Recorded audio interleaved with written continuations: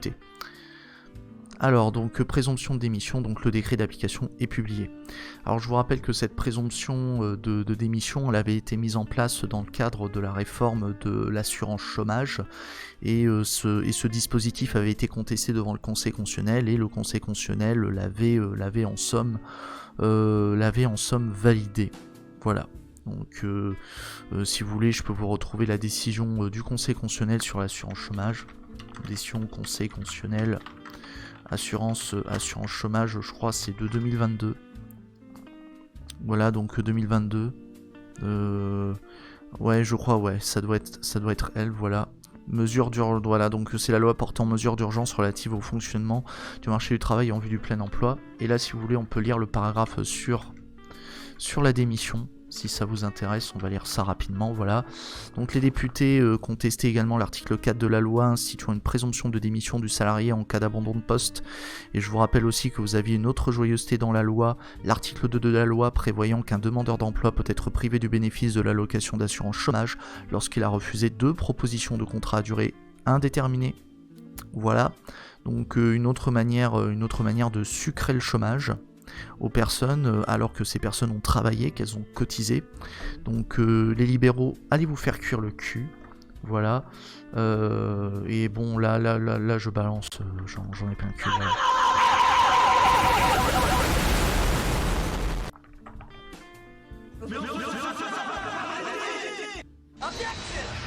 Merci pour le follow Pixel Dreamer. Merci beaucoup. Donc voilà, une mesure de joyeuseté. Alors je vais le lire, Toto. Maintenant on fout le bordel mesuré dans les boîtes pour être viré. De toute façon on va en... Mais bon après forcément c'est pas sans conséquence, puisque peut-être que derrière vous pouvez... Alors là-dessus je sais pas si vous pouvez avoir des sanctions pénales en foutant le bordel dans l'entreprise. Là-dessus je pense que en plus de vous manger un licenciement, il est possible que vous ayez d'autres conséquences derrière. Donc moi clairement je le vous recommanderais pas, et de toute façon moi je peux pas vous donner de conseils, mais bon, en somme là malheureusement le coût de l'abandon de poste, malheureusement c'est chocolat. Mais bon, de toute façon pour la présomption de démission on va revenir sur les conditions. Et là en l'occurrence le Conseil constitutionnel donc constate qu'en prévoyant que le salarié qui a abandonné volontairement son poste est présumé avoir démissionné s'il ne reprend pas le travail après avoir été mis en demeure par son employeur de justifier de son absence, de reprendre son poste dans un certain délai, les dispositions contestées peuvent avoir pour effet de priver le salarié de son allocation d'assurance chômage. Ok, donc ça ok, et elles seront donc susceptibles de porter atteinte au droit d'obtenir un emploi garanti par le 5e alinéa du préambule de la Constitution de 1946, ainsi qu'aux exigences constitutionnelles résultant de la combinaison des 5e et 11e alinéas du préambule de la Constitution de 1946. Alors que je retrouve, c'était mentionné plus haut, c'est... comment on appelle ça ? C'est l'existence d'un régime d'indemnisation des travailleurs privés d'emploi. Donc ça c'est c'était l'aspect intéressant de la décision du Conseil constitutionnel, c'est que pour la première fois le Conseil constitutionnel affirmait expressément que dans la Constitution on ne peut pas remettre en cause, il existe à travers la Constitution la consécration de l'existence d'un régime d'indemnisation des travailleurs privés d'emploi. Donc il y a une certaine protection du régime d'indemnisation des travailleurs qui sont au chômage. Voilà. Enfin qui finissent au chômage. Voilà. Mais malheureusement, et c'est pas parce qu'il existe ces exigences constitutionnelles que le législateur ne peut pas y porter atteinte. Et c'est ce qu'a jugé le Conseil constitutionnel. Voilà. Parce qu'encore une fois, toutefois le Conseil constitutionnel estime que les dispositions contestées ne méconnaissent pas les exigences constitutionnelles précitées, parce que la présomption de démission instituée par les dispositions contestées, c'est une présomption simple et qui peut donc être renversée. Voilà. Et donc du coup tu as la possibilité d'un recours devant le Conseil des prud'hommes qui est possible, etc. Et après il y a d'autres part, le salarié ne peut être réputé démissionnaire après avoir... donc il y a la mise en demeure aussi, et aussi il faut justifier, et s'il y a eu une justification mise en demeure, donc de justifier donc le motif de l'absence de poste de l'avant, enfin du fait d'être en situation d'avoir quitté le poste, quoi.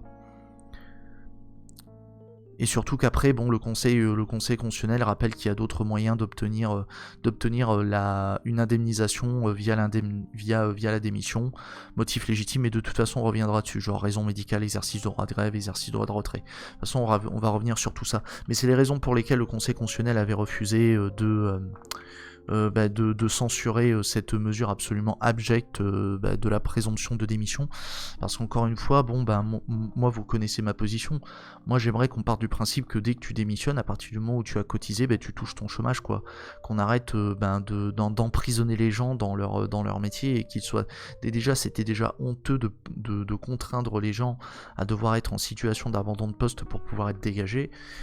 Et sachez aussi que j'avais vu il y a pas longtemps, mais c'est illégal de pousser les gens à la démission, mais que derrière après il faut que les personnes engagent des actions en justice devant les prud'hommes pour démontrer qu'elles ont été poussées à la démission. Voilà. Et salut Lan qui vaut ailleurs.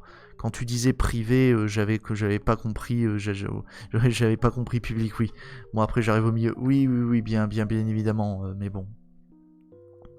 Bref, donc là je vous ai retransmis donc le communiqué de presse de la décision du Conseil constitutionnel, mais bon, bref. Donc on en était où? Donc là maintenant on va rentrer dans le dispositif, on va voir donc quelles sont les conditions pour obtenir pour qu'il y ait présomption de démission. Alors, la présomption de démission, donc créée par la loi sur le marché du travail, répond à un objectif clairement affiché: priver les salariés abandonnant leur poste de travail du droit à l'assurance chômage. Pour autant, sa mise en œuvre est suspendue à des conditions précises. Ainsi, pour valablement présumer votre salarié démissionnaire, vous devez constater que celui-ci abandonne volontairement et sans justification son poste de travail et ne reprend pas son poste après l'avoir mis en demeure. Cette mise en demeure adressée doit, sur le fond, enjoindre le salarié à justifier son absence et à reprendre son poste dans un certain délai, sur la forme être transmise par lettre recommandée ou par lettre remise en main propre contre décharge. Vous devez accorder à votre salarié un délai de 15 jours minimum, décompté en jours calendaires. Donc il court à compter de la première présentation de la mise en demeure. Et de mémoire, il me semble que les jours calendaires, c'est comment on appelle ça ? Pour les jours calendaires, en fait, on compte le nombre de jours du calendrier et on fait pas attention au fait que le jour serait un jour qui serait pas travaillé ou un jour qui serait notamment un jour férié ou un jour chômé, c'est-à-dire samedi, dimanche par exemple. Voilà. Il me semble que les jours calendaires, tu comptes tous les jours. Un jour calendaire désigne toujours du calendrier de l'année, y compris les jours fériés et chômés. Voilà. Donc en gros, on compte les jours, tous les jours du calendrier. Voilà. Donc si par exemple, votre employeur vous notifie une mise en demeure, et qu'elle a commencé, elle vous a été notifiée, donc sur la date du recommandé, il est indiqué, on va dire le 21, admettons le 1er mai. Le 1er mai, vous recevez ça, ce qui est improbable, mais bon, admettons que vous recevez le 1er mai.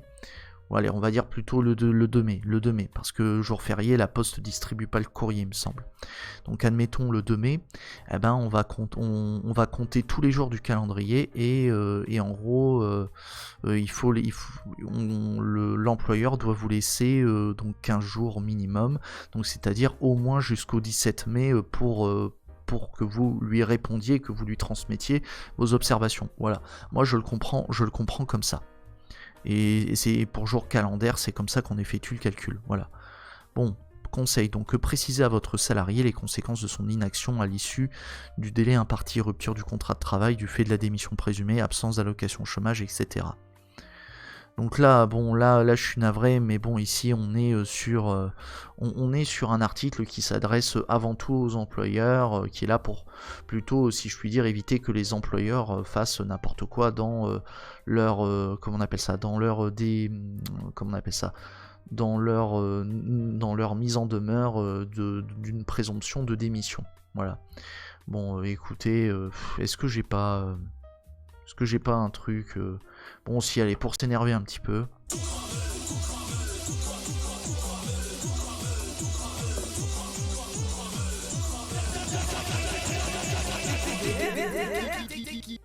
Voilà. Et aussi, ouais, bah, pourquoi pas. Allez, hop. Je m'en fous, je suis riche. Voilà. Bon, non pas que tous les employeurs soient riches, mais bon, j'avais envie de le dire. Voilà. Bref.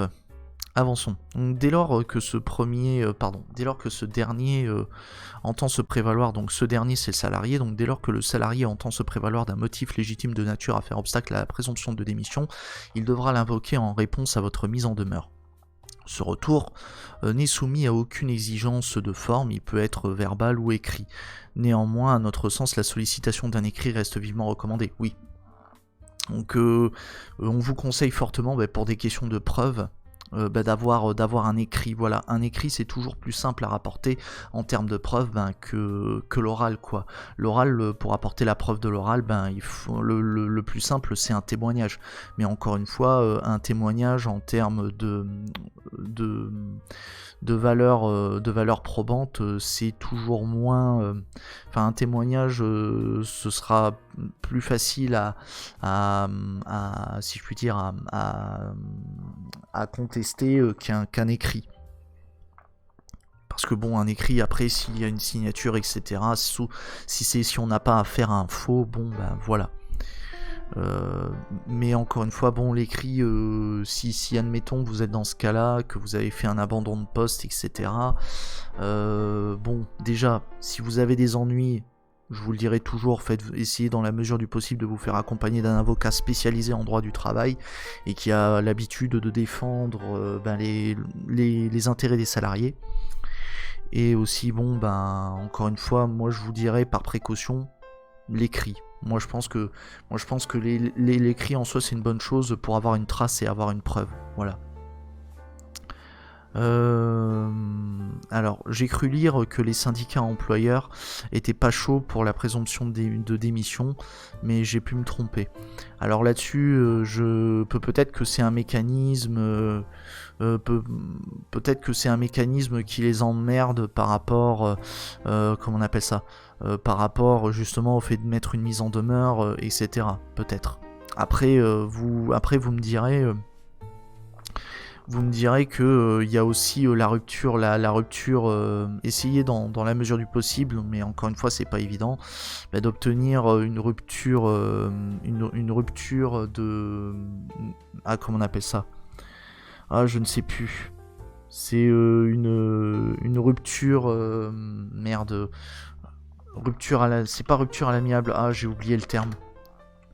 Rupture conventionnelle, voilà, une rupture conventionnelle, c'est ça, qui permet à l'employeur et aux salariés de convenir d'un commun accord sur la rupture du contrat de travail. Comme ça vous permet, il me semble, de conserver vos droits à l'assurance chômage. Voilà, conventionnel, merci Castor. J'avais oublié, conventionnel, merci Makita Anarchy. Et salut. Rupture amoureuse, non Toto. Bon, écoute, pour cette blague, tu as le droit à la petite, à la petite cymbale et au clown. Voilà. Scylla re. Qu'est-ce qui t'arrive, Scylla Oza? Il y a un problème, tu veux... Attends, je vais te calmer, je vais te donner un peu de Thermomix, voilà. Invoque le Thermomix pour apaiser les tensions. Je propose 100 jours de Thermomix pour les 100 jours d'apaisement macroniste. Ah là là. Je vous jure. Bon, poursuivons. On arrête les conneries. Donc là, on a vu pour le retour, donc notez, donc le décret fixe une liste non exhaustive des motifs concernés. Donc raison médicale, exercice du droit de retrait, exercice du droit de grève, refus d'exécuter une instruction contraire à une réglementation, modification du contrat de travail à l'initiative de l'employeur. Voilà. Donc ça, ce sont les motifs. Ce sont les motifs que vous pouvez invoquer pour éviter d'être dans une présomption de démission. Voilà. Mais par contre la question que je me pose, c'est est-ce que ces raisons elles font obstacle à la qualification d'abandon de poste? Là-dessus, je sais pas. Là-dessus, j'ai pas les compétences juridiques. Ah, salut Jashugan, bienvenue à toi. Et salut Rincevent. L'abandon de poste était souvent le dernier moyen quand la rupture conventionnelle était refusée par l'employeur, et bonjour. Oui, c'est vrai que bon, il te restait plus que l'abandon, que l'abandon de poste. L'invocation est accomplie, tout à fait, Silaosa. L'invocation est accomplie. Ouais, je me démerde pas mal, je flex. Je suis pas mauvais sur la voie. Alors, en cas de rupture, sachez également que votre salarié conserve le droit de la contester devant les prud'hommes. Et oui. Le bureau de jugement devra en principe statuer dans un délai d'1 mois à compter de sa saisine. Ah, attendez, j'ai un appel dans ma tête. Mais Matt, il faut encourager ce mécanisme de présomption de démission. Ce n'est pas normal que les salariés soient poussés à l'abandon de poste. Oui, mais Jean-Mi, il y a un autre moyen. Tu pourrais essayer de faire en sorte que les démissions puissent, ouvrir le droit au chômage, et ce, peu importe les motifs. Non, ce serait donner trop d'argent aux personnes. Il faut faire des économies sur les finances publiques. Bon, veuillez m'excuser, c'est là, je ne tiens plus. Voilà. Mais cette baffe numérique n'était pas méritée. Je condamne ces violences. Ah, vraiment ? Vous craignez justement que cela dégénère. Est-ce que vous les condamnez, ces violences ?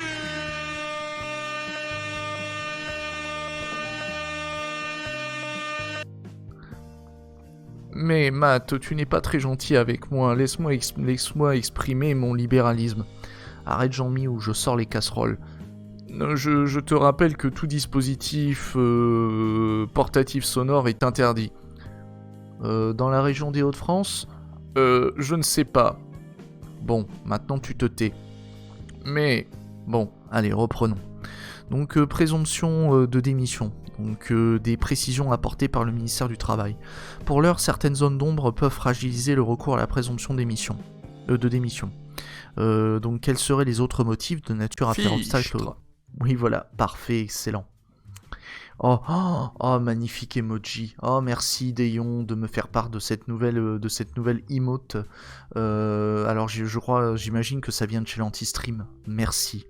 Merci de me partager, franchement.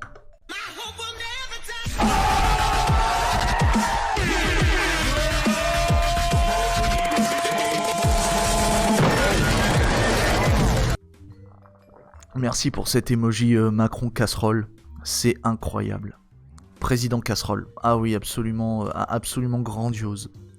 C'est incroyable. Donc du coup, veuillez m'excuser.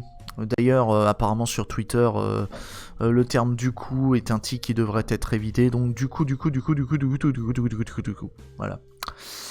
Bref, donc pour l'heure. Certaines zones d'ombre peuvent fragiliser le recours à la présomption de démission. Quels seraient les autres motifs de nature à faire obstacle au dispositif ? Faut-il recueillir une autorisation de l'inspection du travail si le salarié est protégé, genre un syndiqué ? Le salarié silencieux sera-t-il privé du droit de contester la rupture ? Un nouveau question-réponse, donc une nouvelle FAQ, vient d'être publiée par le ministère du Travail. Il fait état de plusieurs prises de position notables. Cependant, ce dernier laisse en suspens des interrogations importantes. Puis surtout, ça reste de la doctrine administrative, donc du coup, reste à voir si cette doctrine est conforme à l'esprit de la loi assurance chômage. ou si malheureusement le ministère du Travail n'irait pas au-delà. Merci Brock et ouais Brock pour ton follow, merci. Et salut à toi, meilleur désespoir. J'ai cru que c'était Doctor Who avec un fraise. Ouais, j'imagine avec l'emoji casserole. La vraie question c'est est-ce que Macron a dû lui aussi laisser ses casseroles à l'entrée du village? Je ne crois pas, et malheureusement en fait il les a, je pense qu'il les a laissés, en fait il les a pas laissés à l'entrée du village, il les a laissés à l'Elysée pour paraître propre. Bon, malheureusement il y avait aussi des taches dans le slip, dommage pour lui. Voilà. Bref. Poursuivons. Donc j'en étais où? Alors donc le ministère du Travail confirme tout d'abord que vous n'avez pas l'obligation de mettre en demeure un salarié. Donc là il s'adresse aux employeurs, un salarié ayant volontairement abandonné son poste de travail. Seulement, selon le ministère, si vous souhaitez mettre un terme à la relation de travail, vous devez mettre en œuvre la procédure de mise en demeure et de présomption de démission. La procédure de licenciement pour... Ouais, donc en gros, ce que dit le ministère du Travail, c'est si vous partez du principe que si vous voulez pas engager en fait la procédure la procédure de mise en demeure et de présomption de démission, et que vous constatez qu'il y a un abandon, l'abandon de poste en fait ne vous oblige pas à engager une mise en demeure. Mais par contre, c'est seulement si vous estimez que vous voulez engager une présomption de constatation, si je puis dire, de présomption de démission, là il faudra faire la mise en demeure, parce que sinon clairement l'employeur engagerait une procédure irrégulière, quoi. Et ça risquerait de se retourner contre lui au prud'homme, du moins je suppose. Encore une fois, je parle sous le contrôle des personnes qui seraient, si je puis dire, spécialisées en droit du travail. Et moi je le comprends comme ça. Encore une fois, je suis comme vous, je découvre le dispositif. Et du moins là plutôt l'interprétation qu'en fait le ministre du Travail, à savoir notre cher monsieur Dussopt.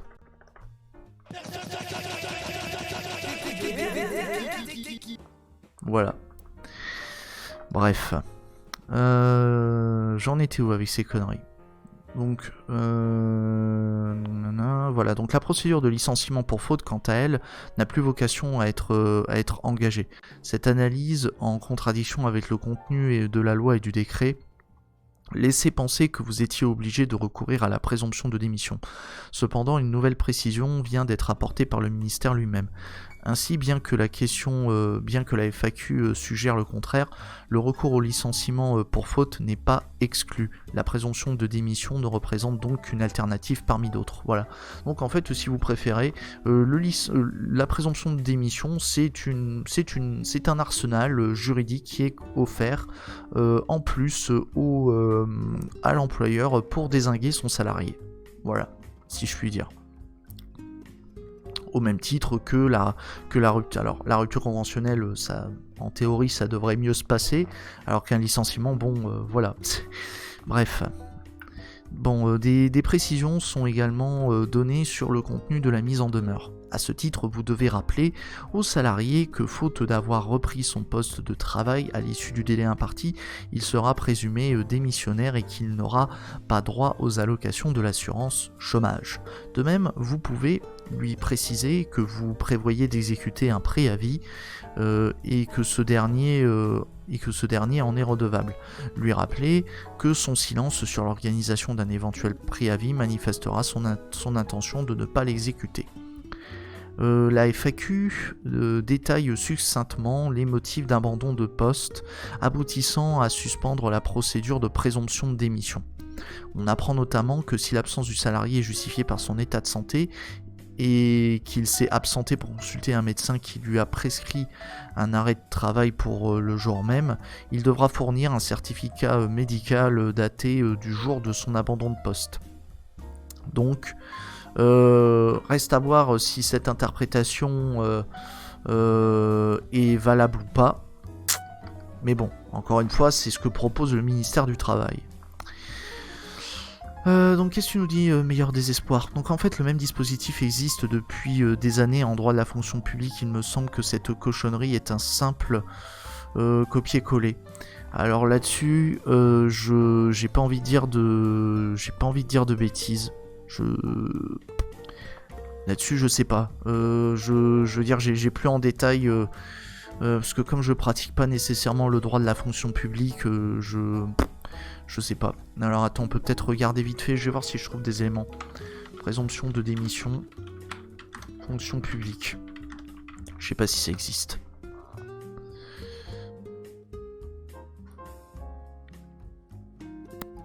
Démission d'un fonctionnaire ou d'un agent contractuel.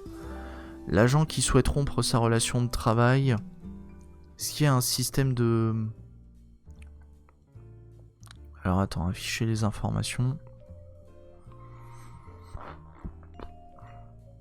Fonctionnaire titulaire, admettons. Conditions de validité de la démission, donc elle doit résulter, nanana. Donc ça c'est pour les... Voilà, sauf en cas de démission légitime, d'accord, pour le droit au chômage. Mais par contre, j'arrive pas à voir si... Alors attends, peut-être que si je mets des guillemets, je vais peut-être trouver donc présomption de démission, fonction publique. Peut-être. Je sais pas si ça...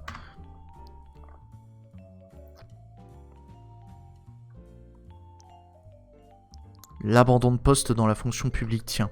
Ah, il y a des éléments. Donc on est sur un centre une doctrine de centre de gestion, on trouvera peut-être, attends, présomption. Ah bah tiens, voilà. Les contractuels de droit privé, comme les apprentis, sont soumis au code du travail, donc, qui prévoit, donc ouais, donc là la présomption. Ah ouais, mais c'est parce qu'en fait, ouais, non, bah en fait, ouais, c'est parce que c'est le privé. En fait, dans la fonction publique, oui, tu peux avoir une présomption de... bah en fait, j'ai pas l'impression. Non, alors, je sais pas, à vérifier. Faudrait un spécialiste du droit de la fonction publique. Je suis pas certain, meilleur désespoir. Faudrait qu'il y ait quelqu'un qui arrive à checker après, mais bon, je suis pas certain. Salut, salut vieux Amazing Wolf. Bonjour mon ami, bonne journée à toi mec, mon amour et mon soutien pour les travailleurs français en grève, oui, force aux grévistes, on rappelle, je suis impatient de voir comment ça pourrait se passer. Ouais, bah on verra si les casseroles vont triompher ou pas, voilà. En outre, il est indiqué que le salarié doit être considéré comme démissionnaire à compter de la date ultime de reprise du travail, fixé dans la mise en demeure. Par ailleurs, l'éventuel préavis doit débuter à cette même date. Enfin, le ministère du Travail affirme que, outre celles applicables au préavis, les règles relatives au versement de l'indemnité compensatrice de congés payés, ainsi qu'à la remise de documents de fin de contrat sont pleinement applicables dans le cadre de la présomption de démission. Pour vous accompagner dans la gestion du départ d'un salarié, donc ouais, bon là ils font leur pub pour la documentation. Voilà. Donc là vous avez les références textuelles, donc vous avez la loi portant mesures d'urgence relatives au fonctionnement du marché du travail en vue du plein emploi. Plein emploi, putain. Je trouve c'est évident. Voilà. Ça entraîne une radiation des cadres de l'agent public. Tu veux dire l'abandon de poste? Alors à mon avis, peut-être en guise de sanction disciplinaire, j'imagine. Mais bon, encore une fois, j'ai pas envie de dire de bêtises. Ah bah attends. Ah ok, service public particulier. Alors attends, est-ce que t'as mis le lien? Abandon de poste, quelles sont les règles dans la fonction publique?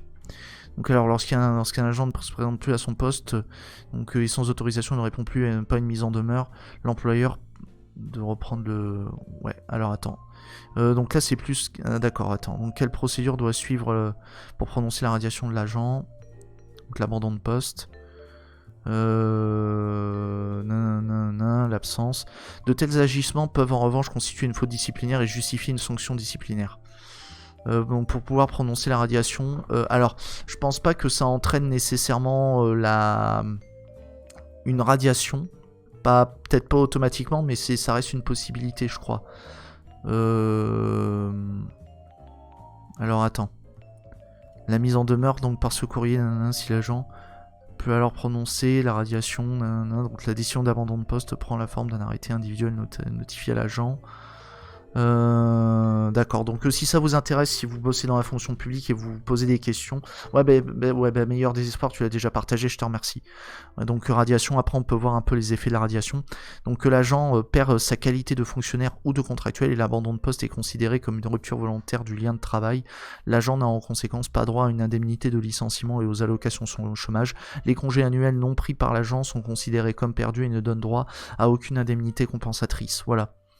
Et en plus, il perd sa qualité de fonctionnaire ou de contractuel de la fonction publique, putain.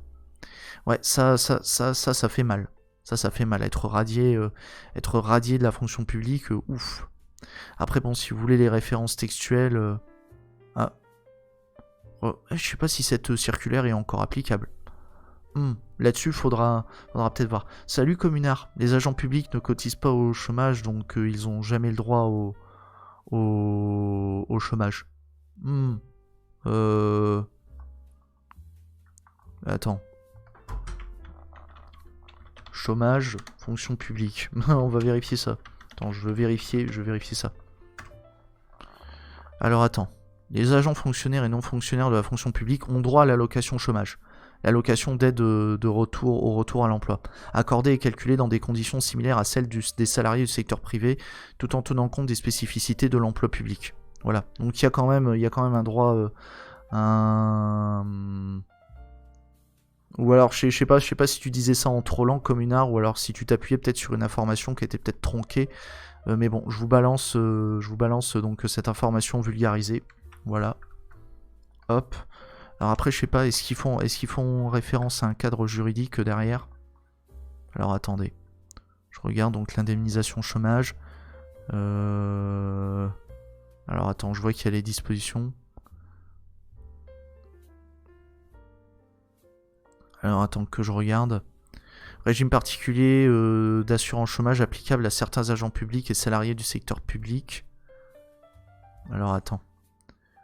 Une allocation au chômage, donc les agents fonctionnaires et non fonctionnaires de l'État et des établissements publics. Donc il y a des dispositions quand même du Code du travail qui s'appliquent quand même